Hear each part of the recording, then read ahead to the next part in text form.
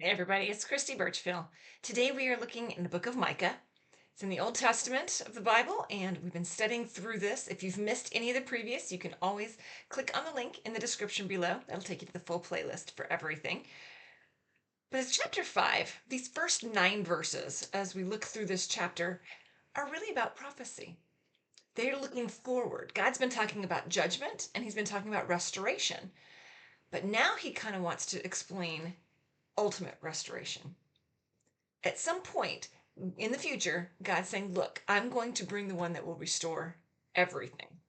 So verse 2 specifically says, but you, O Bethlehem Ephrathah, are only a small village among all the people of Judah, yet a ruler of Israel, whose origins are in the distant past, will come from you on my behalf.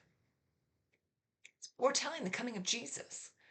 Verses like this are what were used when you read in Matthew. We had the wise men that came to Herod and his wise men saying, hey, King of the Jews has been born. We want to kind of honor him. They would go back and they looked at verses like this and said, oh, he must have been born in Bethlehem because that's where it says he would be born.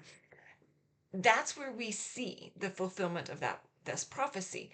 God's saying, look, yes, I'm going to judge the things that are not right. I'm going to judge the things that are not of me. I am going to restore the people of Israel and bring them back where they could be. But ultimate restoration, that's going to come through my son.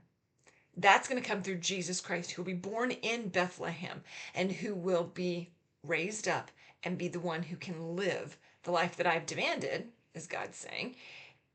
And he will be the one that ultimately brings about our restoration. Love seeing verses in the Old Testament that talk to the things in the New Testament that are ultimately fulfilled in the New Testament and beyond.